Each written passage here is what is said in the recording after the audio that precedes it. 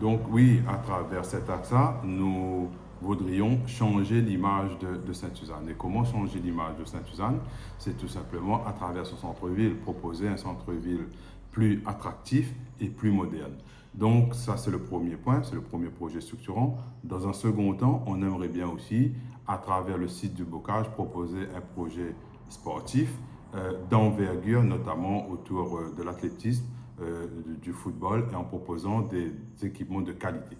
D'accord. Vous disiez concernant le centre-ville, c'est souvent, notamment, il y a beaucoup d'inondations, donc vous souhaiteriez revoir tout ça pour donner un autre cachet, une autre image à la ville. Tout simplement. Oui, parce que à travers la SINO, nous aimerions bien tout simplement remettre ce dossier-là sur la table. Parce que depuis plusieurs années, ils promettent un centre-ville. Et aujourd'hui, nous voyons que ça n'a pas été le cas, n'a pas été sorti de terre encore. Donc, à partir de là, nous, on veut reprendre ce dossier-là et surtout proposer aussi des solutions à travers les risques que les populations et les quartiers à côté du centre-ville subissent, c'est-à-dire que mettre en place un plan concernant les risques d'inondation. Et pour cela, il va falloir travailler avec la SINO et travailler également avec la préfecture.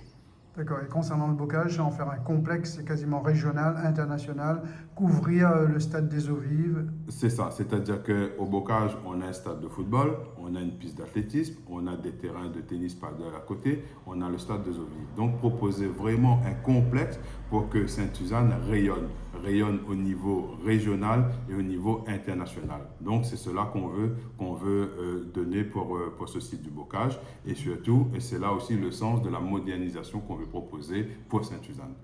Le deuxième axe, c'est une nouvelle politique sociale et de proximité pour se rapprocher de la population. C'est ça, c'est-à-dire qu'aujourd'hui, nous, on veut faire de la proximité un point important de notre programme. Pourquoi? Parce que tout simplement, la population se sent délaissée, notamment au niveau des hauts. C'est-à-dire qu'aujourd'hui, on veut proposer des services publics dans les quartiers. On veut que demain, la population sache qui c'est les autres élus. Ça, l'important, quand on veut faire de l'accompagnement, quand on veut proposer des solutions, quand on veut aider la population, il faut tout simplement avoir un lien, avoir un relais avec les élus. C'est ça qu'on veut proposer. Et à travers cette écoute qu'aura l'élu de quartier, nous voulons proposer également des équipements de qualité, des équipements de quartier, des équipements sportifs, des équipements culturels, des équipements éducatifs. Ça passera par un plan de réhabilitation, s'il va falloir le faire. Et sinon, il va falloir aussi peut-être en construire aussi des équipements. Et pour cela, nous avons des relais, nous avons des leviers et nous saurons où aller chercher le financement, tout simplement, pour ces équipements de proximité. Vous prenez également, ça c'est le troisième axe, une autre méthode de gestion et de gouvernance, c'est-à-dire selon vous, il n'y a pas assez de transparence aujourd'hui? Aujourd'hui, on sait tous que la population aime savoir ce qui se passe dans sa commune. Comment est gérée sa commune, notamment au niveau financier et surtout au niveau des projets. Je disais tout à l'heure qu'il y a pas mal de projets qui ont été promis, mais qui n'ont pas été Sont pas concrétisés, sont pas concrétisés. Donc aujourd'hui, nous, ce qu'on veut faire, c'est que mettre en place des conseils de quartier. Mais quand je dis conseil de quartier, ce n'est pas de conseil de militants acquis à la cause du maire. Ce n'est pas ça que nous voulons.